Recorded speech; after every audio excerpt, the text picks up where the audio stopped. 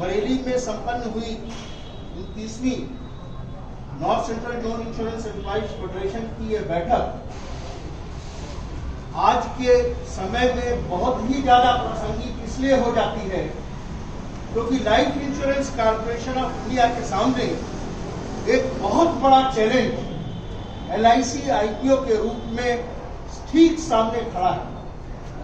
आप साथ ही अखबार पढ़ते हैं, तमाम सारे परिपत्रों को पढ़ते हैं, सूचनाएं आपको तमाम स्रोतों से मिलती हैं।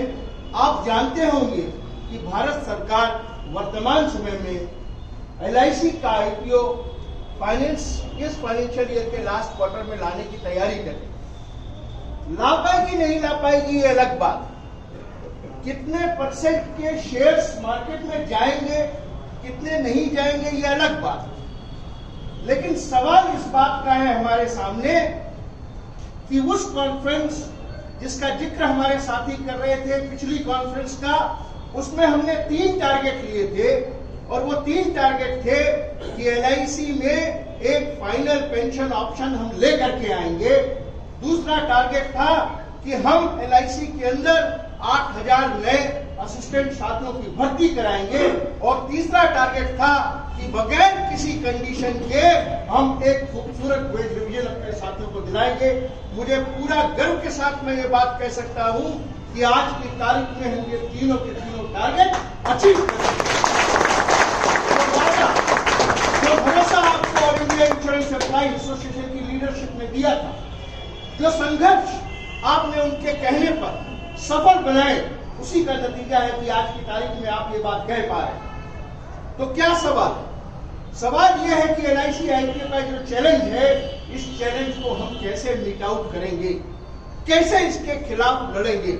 तो एक ही बात है, सिंपल सी बात है कि हम कुछ लोग जो LIC के अंदर काम कर रहे हैं वो इतने पर्याप्त नहीं है न्यूमेरिकली, संख्या के मुताबिक, कि वो सरकार की इस नीति में परिवर्तन पैदा कर सके। तो अगर हमको सरकार की इस नीति में परिवर्तन पैदा करना है तो हमको इस बात को लोगों के बीच में लेकर के जाना होगा कि life insurance corporation of India, जिसने 5 करोड़ की बेस कैपिटल से आज लाखों हजार करोड़ रुपए का कैपिटल बेस तैयार किया है, जो लाखों करोड़ रुपए का डिविडेंड भारत सरकार को पे करती है, जो कहीं से किसी भी तरफ से इतने सारे कंपटीशन के बाद भी 23 कंपनियां होने के बावजूद भी 70% का मार्केट शेयर रखी है, उस LIC को सोने के अंडा देने वाली मुर्गी को हलाल करने की जरूरत क्या है? भारत सरकार को उस पैसे की आवश्यकता क्या है? भारत सरकार की वो योजनाएं क्या है जिन योजनाओं में वो ऐसे संस्थानों को बेच करके, बर्बाद करके पैसा इकट्ठा करना चाहिए। सवाल सिर्फ LIC का नहीं है। जो पुराने साथी वो जानते हैं कि life insurance corporation of India के अंदर जब भी कभी वेज रिवीजन सेटल होते थे तो ऑटोमेटिकली वो वेज रिवीजन के बेनिफिट जनरल इंश्योरेंस में चले जाते। लेकिन क्या आपको मालूम है कि पिछले 3 दिनों से जनरल इंश्योरेंस के अंदर इस बात को लेकर के वहां के कर्मचारी धरना दे रहे हैं कि वहां पर कोई मीनिंगफुल डायलॉग स्टार्ट हो वेज रिवीजन को लेकर के, मिलना तो दूर की बात है। दूसरी बात, मैंने पिछली गेट मीटिंग में आपको याद दिलाया था कि सरकार ने कहा था कि हम इन जनरल इंश्योरेंस की कंपनी को मर्ज करके, जो 3 कंपनियां बची हैं न्यू इंडिया के अलावा, उनको मर्ज करके एक सिंगल एंटिटी बनाएंगे। लेकिन सरकार ने पार्लियामेंट के अंदर बगैर किसी बहस के चंद मिनटों के अंदर जिब्ना अमेंडमेंट बिल को साफ कर दिया और उसमें यह भी अधिकार दे दिए कि अब 51% 74% का कोई मसला ही नहीं है। अब आप जिस कंपनी को चाहो जब चाहो बाजार में ले जाओ, बेच दो और पैसा इकट्ठा। पब्लिक सेक्टर इंश्योरेंस, चाहे वो लाइफ सेक्टर हो चाहे वो जनरल इंश्योरेंस हो, दोनों के दोनों ही प्रॉफिट में है। कोई भी कंपनी घाटे में नहीं है, कोई भी कंपनी से सरकार को नुकसान नहीं हो रहा है। इसके बावजूद ये फैसला भारत सरकार के द्वारा किया गया, insurance public sector insurance industry को तबाह करने की तैयारी की जाए। अब सवाल इस बात का है कि हम करेंगे क्या, हम कैसे अपनी लड़ाई को आगे लेकर के जाएंगे। तो हमको अगर अपनी लड़ाई को आगे लेकर के जाना है तो हमारे पास केवल एक ही तरीका है कि जितने भी वर्किंग क्लास के लोग हैं, जो भी काम करने वाले लोग हैं, जो भी छात्र मजदूर किसान संगठन है, जो इस देश में, इस देश की आवाम के तमाम सवाल जनता के बीच में उठा रहे हैं, उनके लिए संघर्ष कर रहे हैं, हमको अपनी आवाज उनकी आवाज के साथ बुलंद करनी होगी। हमको अपनी ताकत उनकी ताकत के साथ मिलानी होगी, ताकि हमारी ताकत एक इतनी साइजेबल ताकत बने कि भारत सरकार को ये सोचने पर विवश होना पड़े कि जो कदम हम उठा रहे हैं, ये कदम ना तो देश हित में है, ना तो इंडस्ट्री के हित में है, ना इस देश की इकोनॉमी के हित में है। केवल तभी और तभी हम इस संघर्ष को जीत पाएंगे। क्या आपको नहीं लगता, कई बार लोग कह देते हैं कि एसोसिएशंस केवल हमको खतरे बताते। नहीं, हमने जब आपको कहा था कि फाइनल ऑप्शन पेंशन का मिलना बहुत कठिन है, उस जमाने की कुछ बातें जो मैंने ही कही हैं उसको याद करिए। मैंने आपको बताया था कि कुछ छोटे छोटे संगठन ये कह रहे थे कि दिल्ली में एक मीटिंग हो रही है हमारे संगठन की, वहां पर उस समय के तत्कालीन वित्त मंत्री जेटली साहब, जो अभी नहीं है इस दुनिया में, उनको पूरी इज्जत के साथ मैं ये बात कहना चाहता हूँ कि उन्होंने वहां पर ये कहा था कि यहाँ पर घोषणा होने वाली है कि एक फाइनल पेंशन ऑप्शन आने जा रहा है। लेकिन क्या ऐसा हुआ था? क्या फाइनल पेंशन ऑप्शन आना था तो हमको यकीन था कि फाइनल पेंशन ऑप्शन को मिल जाएगा? वो भी तब जब सरकार 5 बार उस मसौदे को ग्रहण करने से इनकार कर चुकी थी जो LIC मैनेजमेंट ने सरकार के पास भेजा। लेकिन all India insurance employees association वो संगठन है जो न सिर्फ चुनौतियों को रेखांकित करता है वर्तमान में, बल्कि वर्तमान में ही उस बात की नींव डाल देता है जिससे भविष्य में उसकी जीत सुनिश्चित हो जाए। तो वो ऑल इंडिया इंश्योरेंस पूरे के पूरे देश में जब क्लास 3, क्लास 4 कैडर में जॉब लॉसेस हो रहे थे, कोविड अब हम लोग भूलने लगे। कोविड का भयानक दौर हमने भूलना शुरू कर दिया क्योंकि स्थितियां सामान्य हो रही हैं। ईश्वर करे जल्दी से जल्दी सामान्य हो जाए, कोई नहीं चाहता कि वैसी परिस्थितियां, लेकिन उन परिस्थितियों को शायद हमने भूलना शुरू कर दिया है।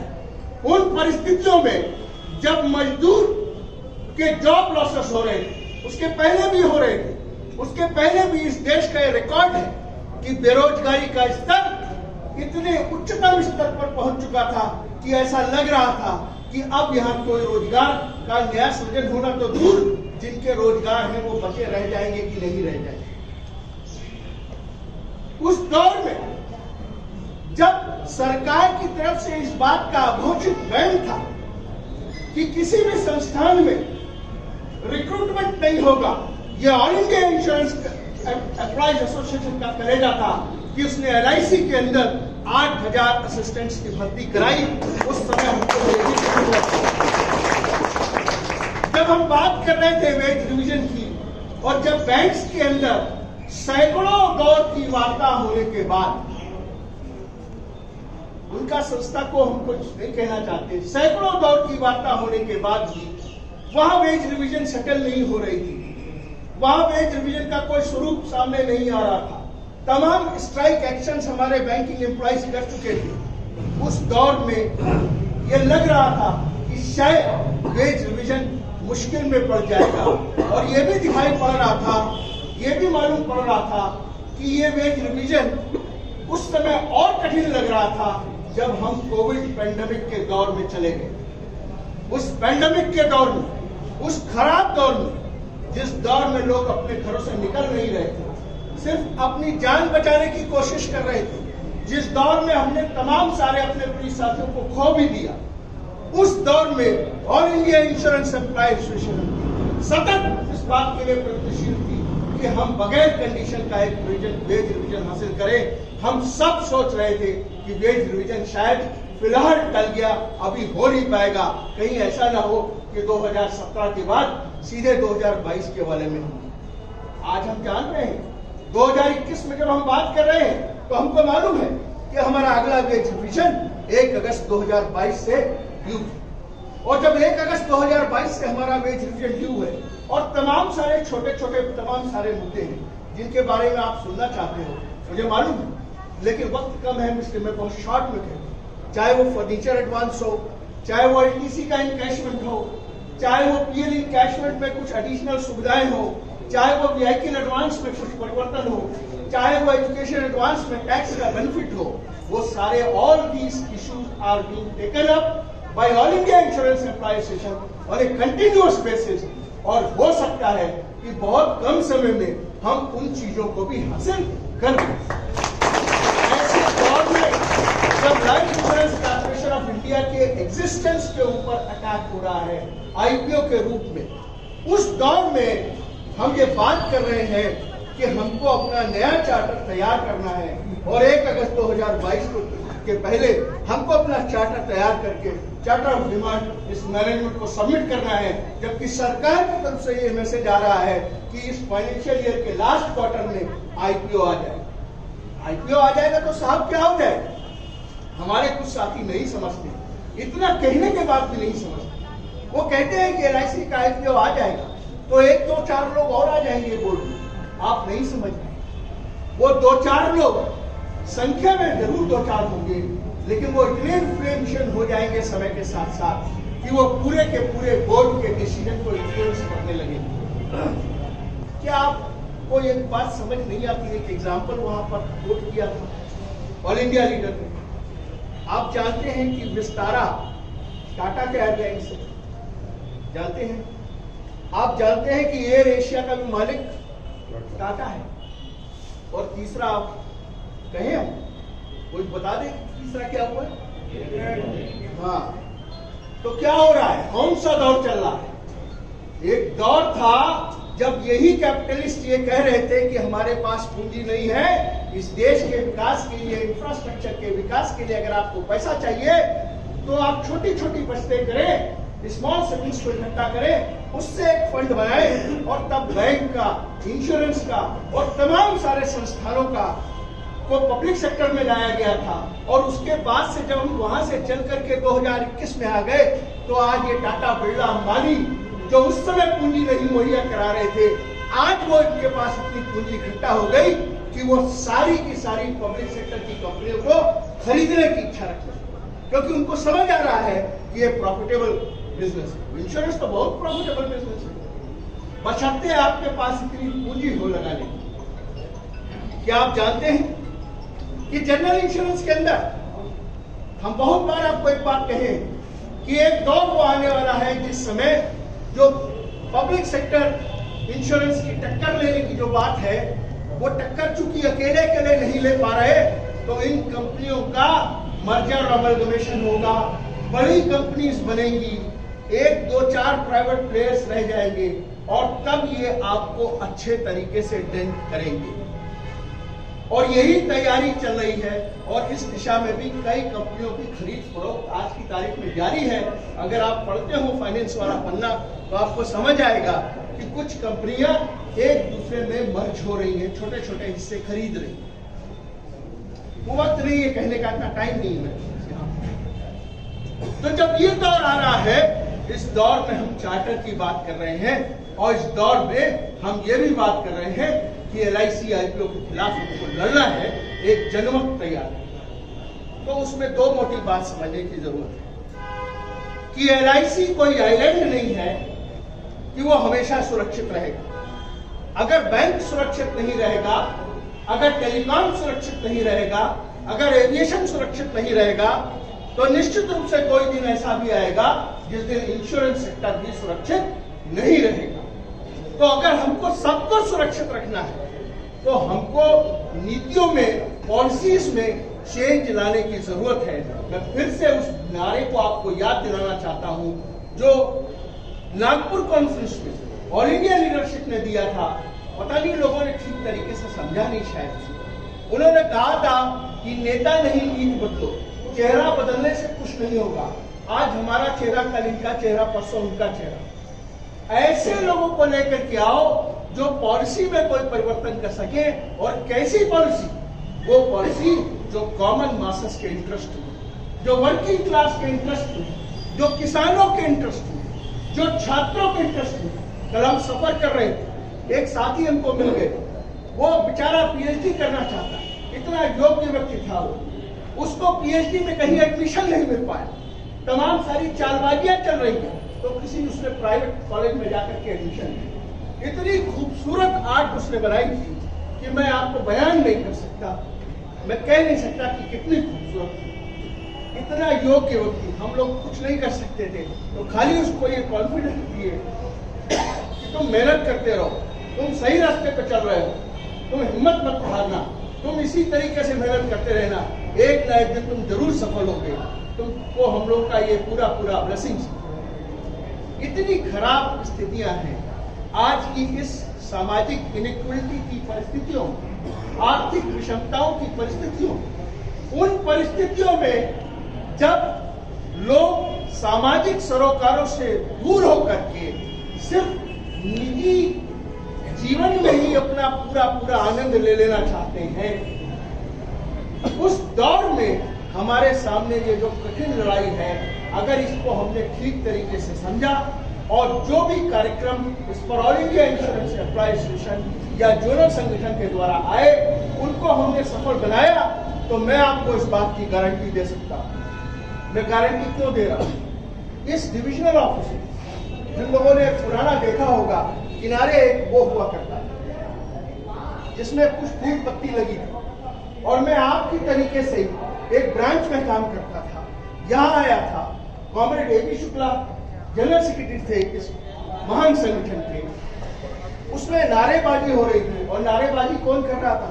कॉमरेड अशोक, जिनको पूरे जोन में लोग मानते हैं नारेबाजी के, कॉमरेड टीके वाजपेयी, कॉमरेड नीरज श्रीवास्तव, ऐसे लोग नारेबाजी कर रहे थे, और मैं पीछे आकर के ऐसे ही खड़ा हो गया था। पता नहीं क्या सुझा शुक्ला जी को उन्होंने कहा था, और बस खाली इतना था, इसके बाद उनको लगा तो मेरा तो हाथ पैर भूल गया। मैंने कहा कि ब्रांच में लगाता था, यहाँ कभी लगाया नहीं था, इतनी भीड़ थी, शाम का वक्त था, तो खैर 2, 4, 5 नारे हमने भी लगाए। मैं कहना ये चाहता हूँ कि उस दौर में जब लड़ाई हो रही थी, उस दौर की मैं बात कर रहा हूँ जिस समय IRA बिल आया, जिस समय मल्होत्रा कमेटी रिपोर्ट आई थी, यही मैनेजमेंट कह रहा था कि अब तो सरकार इसको लागू कर देगी। मैं सावधान कर रहा हूं आपको, यही मैनेजमेंट कह रहा था कि अब तो सरकार इसको लागू कर देगी, सरकार चाहती है। हमने उसके खिलाफ संघर्ष किया, IRA बिल आया, उसके बाद उसके खिलाफ संघर्ष किया, LIC अमेंडमेंट एक्ट के खिलाफ संघर्ष किया, लाखों करोड़ों सिग्नेचर हम लोगों ने इकट्ठा किए, न जाने कितने तरीके के पोस्ट कार्ड और कौन कौन से कैंपेन्स हमने चलाए, और उसी का नतीजा है कि पिछले 26 सालों में हम life insurance corporation of India का पब्लिक सेक्टर कैरेक्टर आज भी बरकरार रखे हुए हैं। और इसी लड़ाई के भरोसे, इसी कॉन्फिडेंस के भरोसे जो हमने पिछले 26 सालों में लड़ी, हम ये बात आपको स्पष्ट तौर पर कह सकते हैं कि हो सकता है कि पार्लियामेंट में अपनी ब्रूट मेजॉरिटी के चलते, अभिमान के चलते, ताकत के बल पर, बगैर किसी डिस्कशन के कोई भी बिल पास कर किसी भी तरीके से, वो लास्ट फाइनेंशियल क्वार्टर के पहले ही इस बात को ले आए।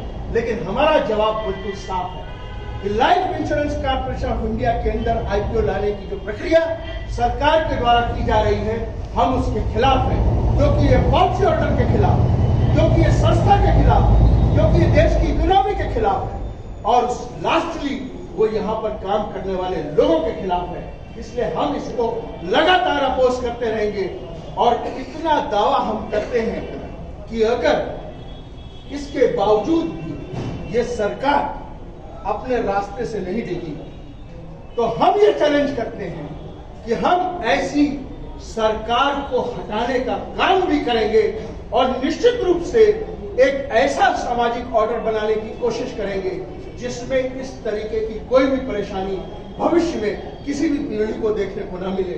फाइनली वही बात कहते हुए, बार बार कही है मैंने, मैं फिर से कह देता हूं कि फलक को जिद है जहां बिजलियां गिराने की, फलक को जिद है जहां बिजलियां गिराने की, हमें भी जिद है वहीं आशिया बनाने की।